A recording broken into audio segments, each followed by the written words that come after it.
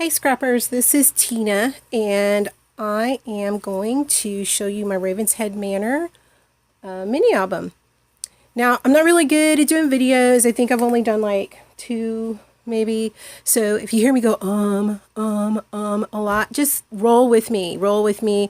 I will try and get better at this and pause instead of trying to say so many ums. This mini album is, see, it is approximately, at its widest point, it is approximately 6.5 inches by 11. Yes, by 11. And my inspiration was from Anna's Papers Creations. She had curiosities, and she, inside one of the little drawers, she had this tiny little Coffin mini, which I thought was cool. It was a Z fold and I liked it a lot, but I like things big. So that happens to be my downfall sometimes, because I like to make big mini albums instead of mini albums. I don't even know if we should call it a maxi album. I don't know. But anyways, I used Ravenshead Manor. I also used a couple of really cool things from the Halloween aisle, and one thing from the jewelry aisle. And this on the front here is a, can you read that? Found objects. And it was, I just thought it was kind of creepy and cool looking enough for me to put it on the front. I used small brads, cut the ends off, so we'd have some nail looking things. I think that's kind of cool. The paper that I used was a wood image that I actually found on Pinterest, because Pinterest is your friend when you can't find paper that your mind is telling you should exist. So that's what I used. The clasp is a strap of leather with a disc from Tim Holtz, I think it was. It was a package of, I don't know, some little discs or something, and you can put something else in the middle, but I wanted to use it because it's it's metal, and so I could use it as part of the clasp. And then a magnet closure. I left it pretty plain because, it's a coffin and I wasn't into putting flowers and stuff like that on it. Some of the inside stuff that I got was Halloween crafts. As you can see, this is actually, it was a felt design that you put on pumpkins. But I was like, no, I'm going to use this for something else. And I really do like what I used for. But you know what? Look around when you're in the craft stores and be creative and think about where you could use certain things. I also have, let's see, a lot of stuff was probably Recollections. And I also got a lot of the stuff at Michael's. Anyway, okay, so let's go. So we're going to open up, and the coffin itself, since Anna's coffin was so small, I just made it larger and went by her instructions and made it according to the size that I wanted it to be. And I'm really happy with the fact that it's 11 inches tall. Now, I'm going to tell you, doing the papers for this is a challenge because everything has to be hand cut. Yeah, I probably could have figured it out with, I don't know, somebody's Cricut silhouette or whatever, but I think sometimes that takes the fun out of crafting, and I like the challenge, so I did it all myself. So when we open up, this is one of those felt pieces. And the felt piece, let me move this over. You've seen the paper. Recollections, Ravenshead Manor. We'll move along.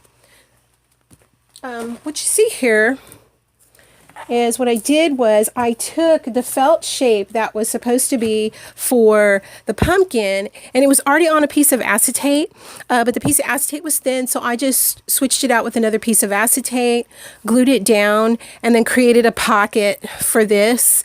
And these were a couple of the cards from the book, from the paper stack, and all I did was I just cut them to mimic coffins. I thought that would be cute, and then the backs are just plain.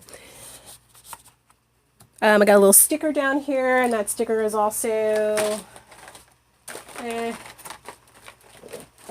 is a Recollections Ravenshead Manor. Can you read that? Yeah, I can. and just some little gold stickers that I got, and I used them throughout the book. And I really liked them. I thought it was just something little added touch to it.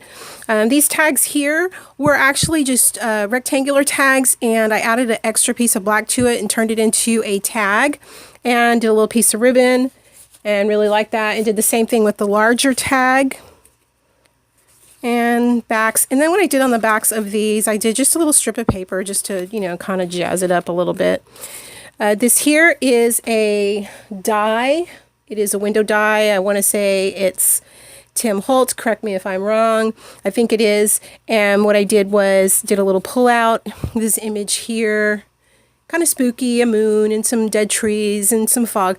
I got this from Pinterest. This is just an image that I got off of Pinterest. I really liked a lot.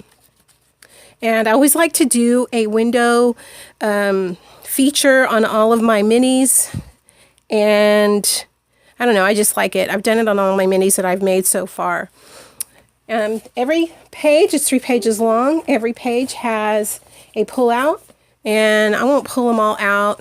The little tabs here, each tab is different, and I got these another image that I got from online, and put this in here, and then we flip.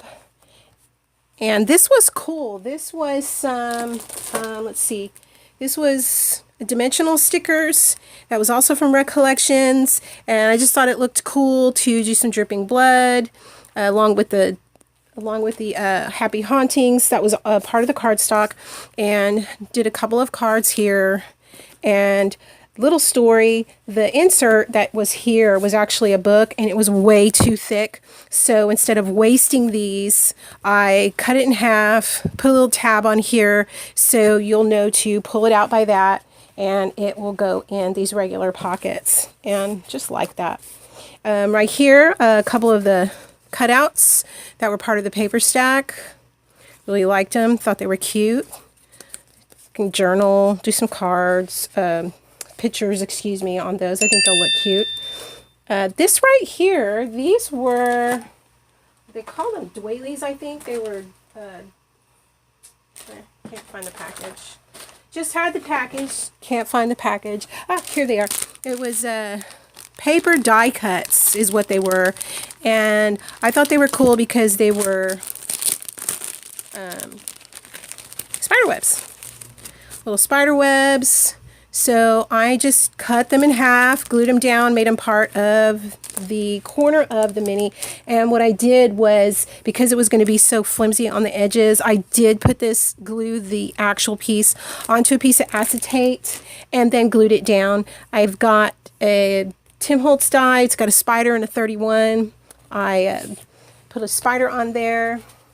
And then, of course, a couple of cards. This one here is from Pinterest.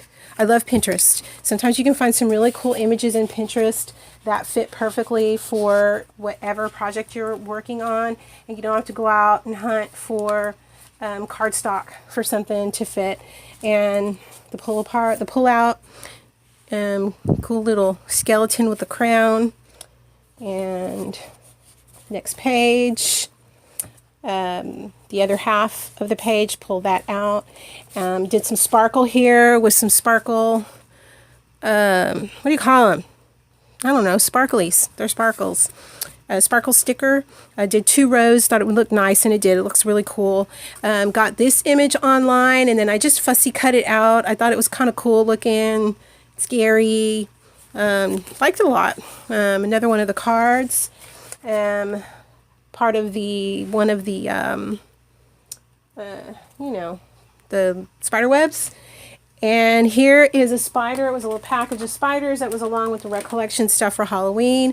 And if you look super close, you might be able to see it. What I did was I took a sparkly red piece of embroidery thread and glued it down so the little spider has a little line of web coming with him. A couple more cutouts from the paper collection. 2 more cards from the paper collection that I turned into tags.